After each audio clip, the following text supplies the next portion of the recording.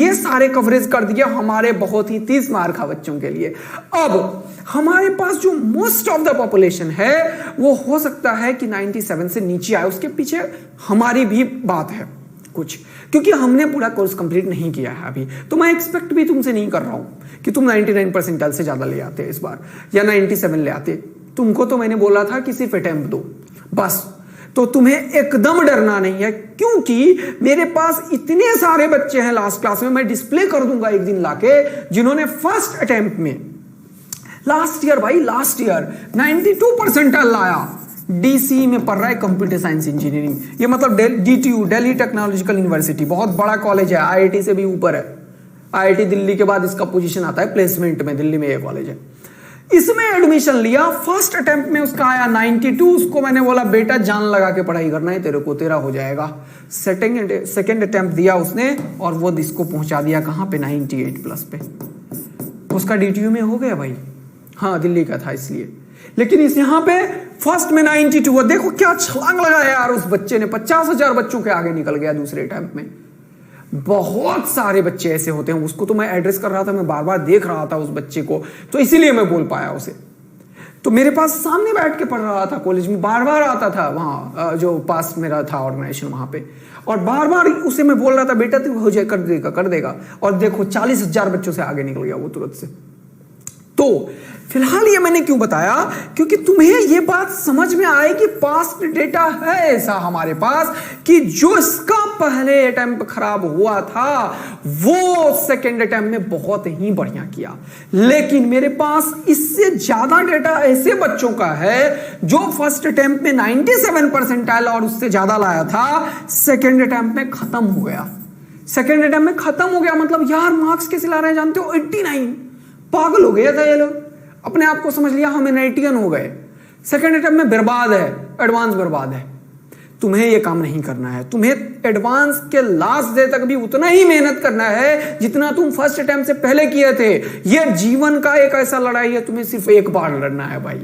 उसके बाद तुम्हें एक तगमा लोग पहना देंगे आईआईटीएन और एनआईटीएन का, फिर तुम जिंदगी भर ये चीज लेके जाओगे। तो सोचो, this is the biggest achievement of your life. मैं यही बोलता हूं, तुम अंडर ग्रेड कहां से कर रहे हो ना, ये बहुत बड़ा चीज होता है लाइफ में। अभी तुम्हारे पास समय है, 2-3 बार अटेम्प्ट दे रहे हो, बार बार भगवान तुम्हें मौका दे रहे हैं, ठीक है। और हमारे एनटीए वालों ने बिल्कुल भगवान के बातों को मान लिया, ऐसा समझ लो। तो तुम इसे अपॉर्चुनिटी में कन्वर्ट कर दो। ये जो रेगुलर एग्जाम ले रही है ना एनटीए, इसको कन्वर्ट करो एक बेस्ट अपॉर्चुनिटी में बेटा, और जान लगा के मेहनत करो। देखो मजा आ जाएगा जीवन का, बहुत ही बेहतरीन तरीके से पढ़ाई करोगे। Right, yes sir. अब इसके बाद का क्या है अगला आइटम? तो मैंने अभी एड्रेस किया है 2 टाइप के बच्चों को। एक तो मैंने एड्रेस किया ये हमारे 30 मार्क का बच्चों के लिए, एक एड्रेस किया मैंने तुम्हें कि एक ऐसा बच्चा जो खराब करता है रिजल्ट, तो उनको। और अब मैं एड्रेस कर रहा हूं इन जनरल सारे बच्चों के लिए। तो क्यों जो 50% लाए हैं अभी और जो 85 लाए हैं, जो 90 लाए हैं, सब बराबर है आज के डेट में। हाँ सब बराबर है, मेरा बात समझ लो। क्यों? क्योंकि उन लोगों को भी कॉलेज नहीं मिल रहा है और तुम्हें भी नहीं मिल रहा है। हाँ, कहां पे अलग है, उनका थोड़ा प्रिपरेशन है और तुम्हारा प्रिपरेशन नहीं है। मतलब जो 80 से नीचे लाए हो और जिन जो 80 और 90 के बीच में लाए हैं, वो जो 10-15% का गैप है वहां पे, उनका प्रिपरेशन है थोड़ा, इसलिए वो लाए हैं, और तुम्हारा नहीं है, इसलिए दिमाग में कोई अंतर नहीं है, सब बराबर है बेटा। तो अब तुम्हें 100% करना यह है कि जो पुराना सिलेबस है, जो हो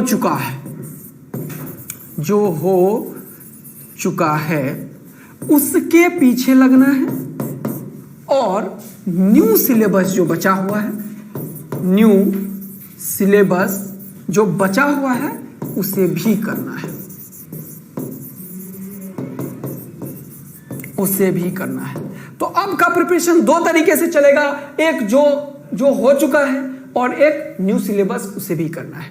तो क्योंकि हम लेक्चर तो रेगुलर डालेंगे बेटा। और एक बात को मैं बीच में एड्रेस कर देता हूं कि बहुत सारे बच्चों ने मुझे बोला सर कोर्स कंप्लीट कब होगा, तो उसी का आंसर है ये। जो नया सिलेबस है ना उसे करना बहुत ही इंपॉर्टेंट है, मोस्ट इंपॉर्टेंट है। क्योंकि ये छोड़ोगे ना बेटा तो तीसरा अटेम्प्ट भी खराब होगा और चौथा भी होगा, क्योंकि तब दम नहीं मिलेगा इसे करने का। तो ये मोस्ट इंपॉर्टेंट है। और जो हो चुका है उसके लिए रिवीजन, इसे मैं इंपॉर्टेंट दूंगा नाम, लेकिन इसको मैं लिखता हूं सेकंड मोस्ट इंपॉर्टेंट जॉब है ये आज के डेट में मेरे लिए। सेकंड मोस्ट इंपॉर्टेंट है ये, है मोस्ट इंपॉर्टेंट है ये भी भाई। ये जो बच्चा नहीं करेगा उसका खराब होगा रिजल्ट। अब तो तुम्हें अब रिवीजन भी करना है और नया भी पढ़ना है नेक्स्ट 1 मंथ के लिए, यही महामंत्र था। अब तुम्हें रिवीजन में क्या क्या करना है? रिवीजन में कम से कम 2-3 chapters, take any one chapter. Suppose करो तुमने उठाया रोटेशन, चलो रोटेशन की बात मैंने लास्ट टाइम में कर ली थी। सपोज करो किसी ने वेव उठाया, वेव, ठीक है, वो वेव की तैयारी करना चाह रहा है। वेव में टोटल 5 तरीके के क्वेश्चन का फॉर्मेशन हो सकता है।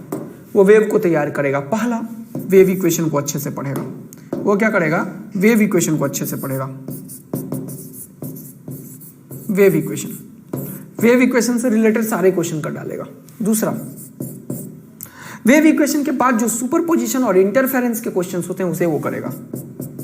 इंटरफेरेंस, देखो उस टाइम पे मैंने ये सब नहीं बोला था क्योंकि एग्जाम सामने था, 10 दिन पहले था, तो मैंने 3 वर्ड बोली थी तुम्हें। आज मैं 2 वर्ड और बढ़ाया हूं कि और पॉसिबल क्वेश्चंस कहां से फॉर्म हो सकता है। एक वेव इक्वेशन से क्वेश्चन फॉर्म हो सकता है, एक इंटरफेरेंस से क्वेश्चन फॉर्म हो सकता है, तीसरा स्टैंडिंग वेव। स्टैंडिंग वेव में ऑर्गन पाइप के साथ, स्टैंडिंग वेव में ऑर्गन पाइप के साथ, ठीक। चौथा डॉपलर, और 5वां बीट्स।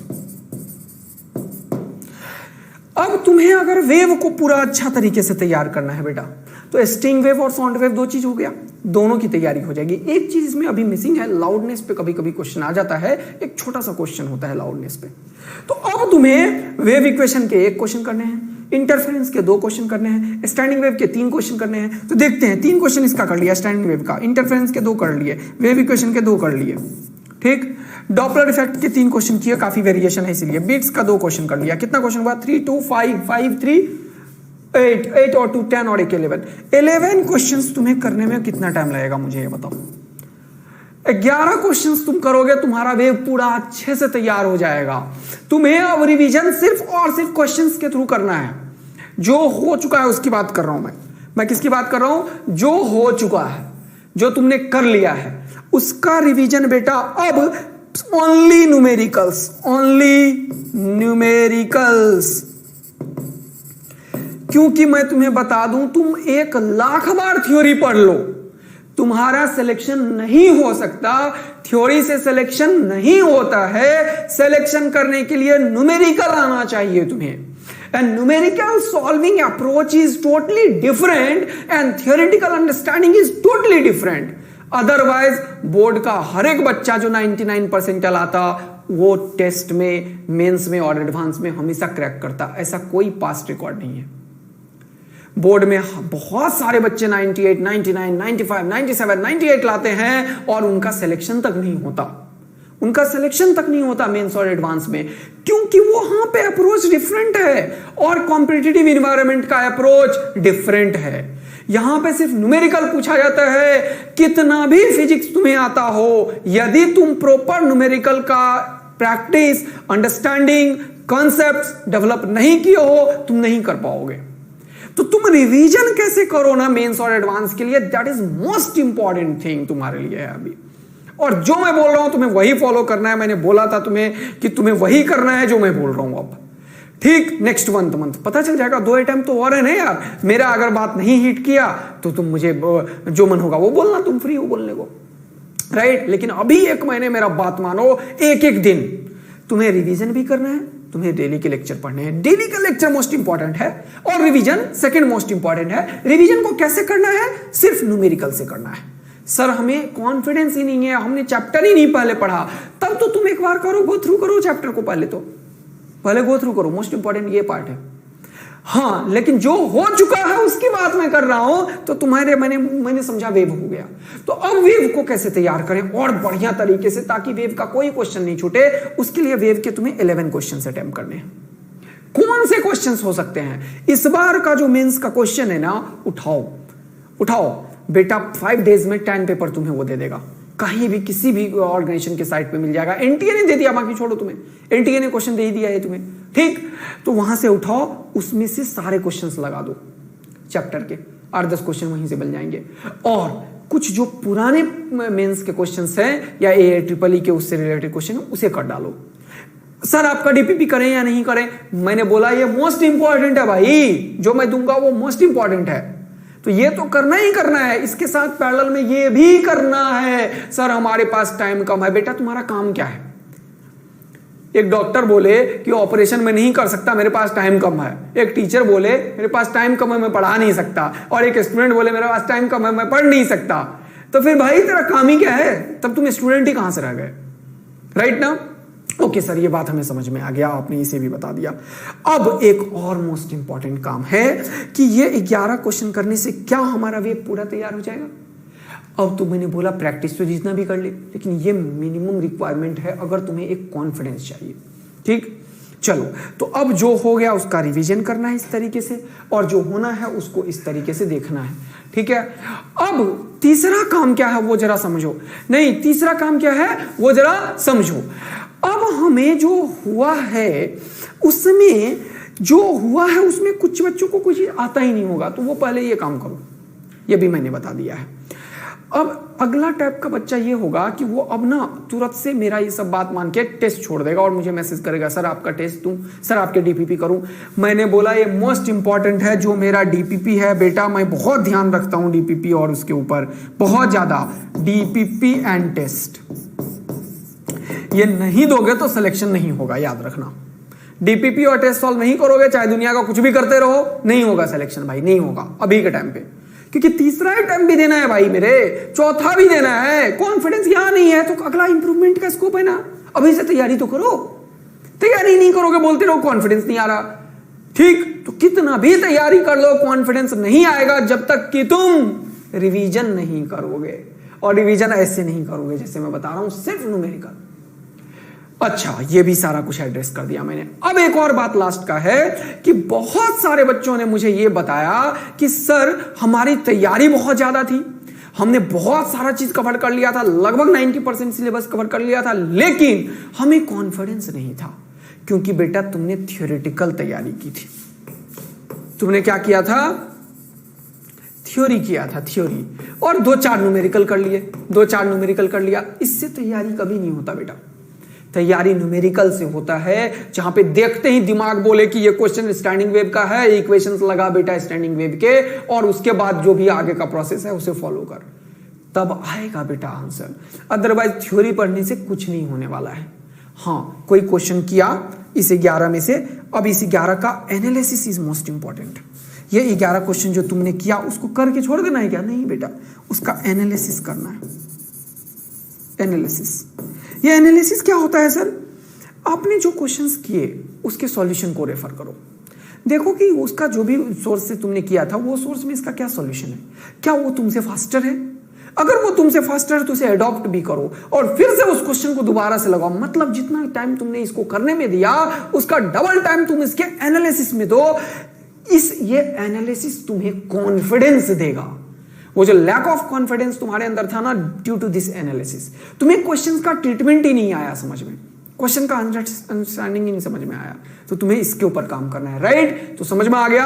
यस सर, आपका बात बिल्कुल समझ में आ गया है। मुझे इस तरीके से रिवीजन को आगे बढ़ाना है, आपके सारे लेक्चर्स को डीपीपी और टेस्ट को देना है एकदम हर हालत में, और ये काम को आगे इसी तरीके से फॉलो करते जाना है। वेव मैंने बोला इसी तरीके से न्यूटन्स लॉ हो जाएगा। न्यूटन्स लॉ है तो उसमें 5 क्वेश्चन कर लेने हैं, मैंने सारे कवर कर दिए। फ्रिक्शन के 2 ले लेना, सर्कुलर मोशन के 2 ले लेना, है ना? तो हो गया, 7-8 क्वेश्चन करोगे, न्यूटन्स लॉ रिवीजन होगा। रिवीजन में कितना टाइम दे सर?